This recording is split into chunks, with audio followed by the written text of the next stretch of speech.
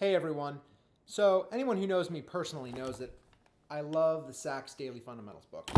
Michael Sachs has always been an inspiration to me, and I've always really loved his sound and his interpretations of things. But I think this method is really an incredible beacon for players who have struggled to find consistency in their playing. Something that I took away from a little bit of time with Mr. Sachs is the value of having great purpose for everything you do and understanding how things can be assembled to create a good day, a good foundation. The whole idea in the book is fundamentals. What we're talking about right now, though, is the mouthpiece buzzing that is on page 3, exercise 2. This is driven from the original stamp exercise, which is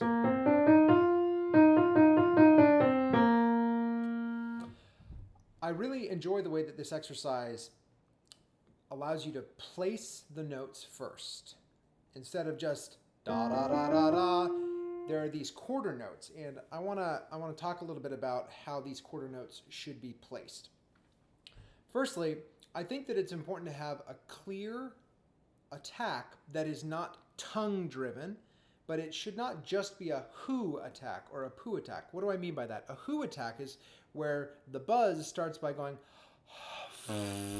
so the air starts and then the buzz starts. So that is a poo attack is where the lips burst open without the tongue to create a tone. So on the lips alone, it's very much just like saying poo.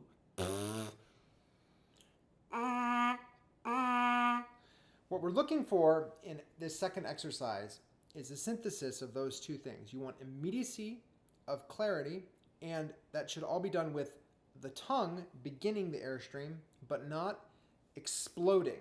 So,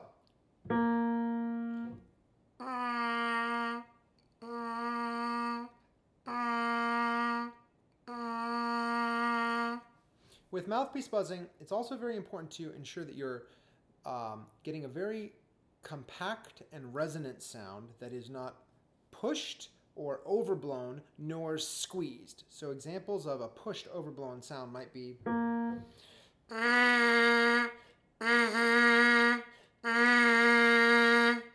it winds up sounding a little hollow. It's also very loud. If you do the same thing quietly, magically it sort of falls apart. It's not a surprise.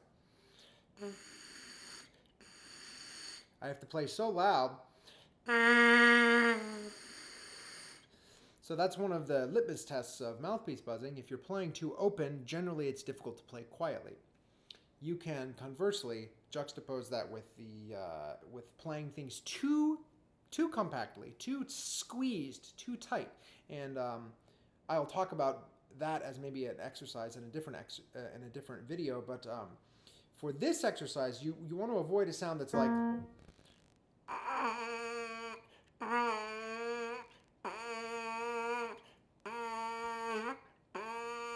it's very, very like The sound should still be free and open, and only at around a mezzo piano.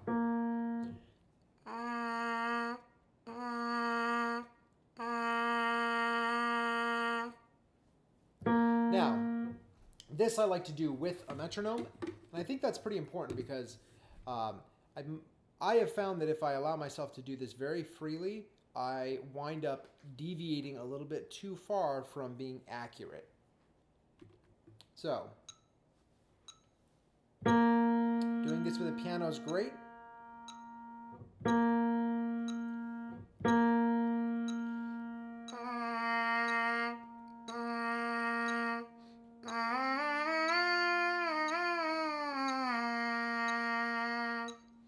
Between these, it is a quarter note, quarter rest, quarter note.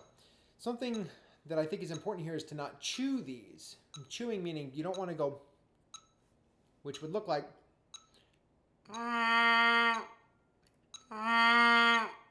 you don't want to squeeze the note off. Stop the note as if it's a nice open vocal sound. Da, da.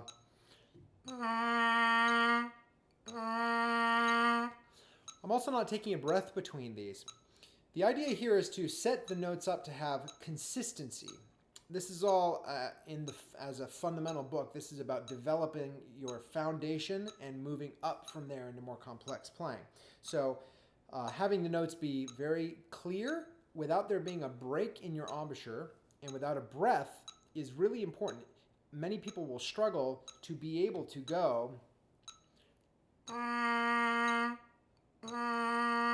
without moving, without squeezing their embouchure, without doing something, or without going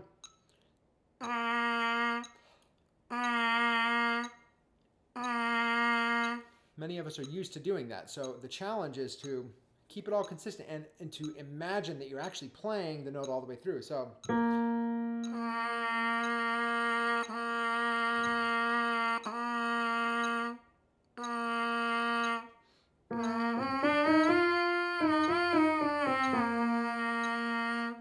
if you're imagining that you are playing a whole note through those first 2 bars, then that whole note is sustained in your mind as you play the scale. So it's sort of as if you're going.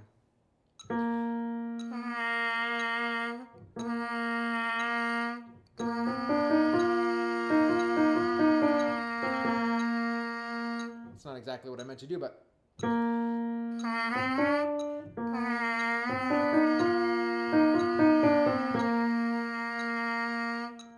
It's a little challenging to do for me.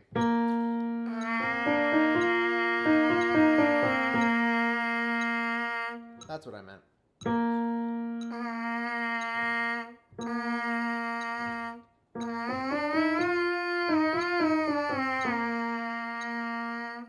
And again, this is all at about a mezzo piano, no more than mezzo forte. The challenge with mouthpiece buzzing is to find the balance between your airstream. It's all about developing this balance, which allows you to create a really balanced and nuanced and colorful sound with as little effort as is possible. With these exercises, personally, I don't go very high because I've never found much benefit of going maybe about high G. In the exercise of the day video, I only went to middle C. If you continue higher, you want to avoid having a pinched sound creep in. And when the sound starts to close off in the mouthpiece, I think that it's better to work a little bit lower and to try and develop that, or just accept that that's the way that things are. For me, I've found that it's not really conducive to my trumpet playing to work much above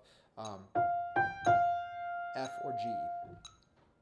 So, what that sounds like for me, if I continue to move up, you'll hear a change in the sound, and you'll sort of be like, that's not as good of a sound, as complete of a sound.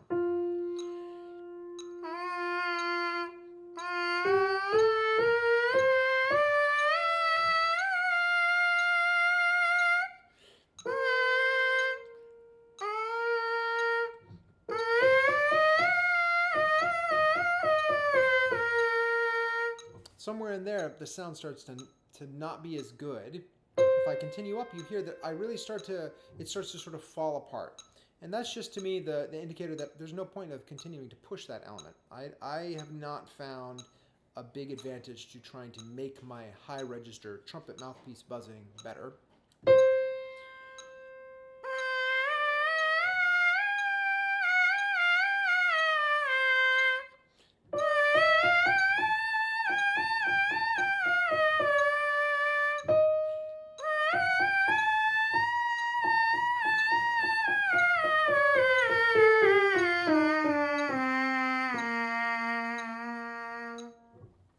Another one of the tests for myself about determining whether playing or buzzing in the upper register is all that valuable is to take the mouthpiece and put it in the trumpet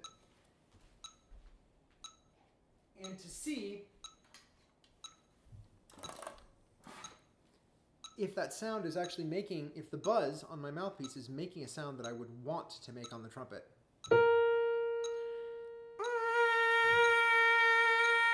So if I take that and put it in the trumpet,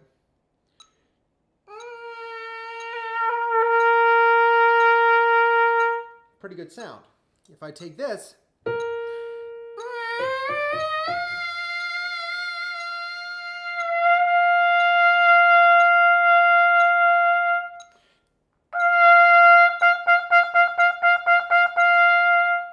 Still an okay sound, but it's starting to get a little distorted compared to what I would want, which would be.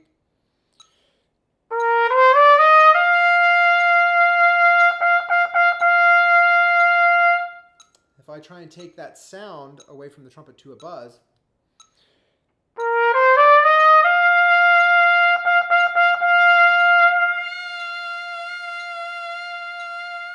All right, moving up from there.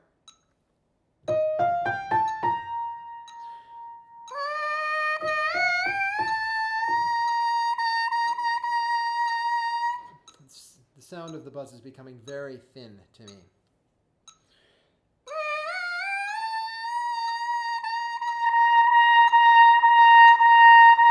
And not surprisingly, the sound of the high C is not very good. So, as you explore these exercises, even though in the Sachs method here, there is an etc. after the last exercise, do caution yourself for continuing too high and exploring the area up here where the mouthpiece buzzing may not be gaining you as much as you want. Focus more on the middle register being very complex and vibrant and resonant.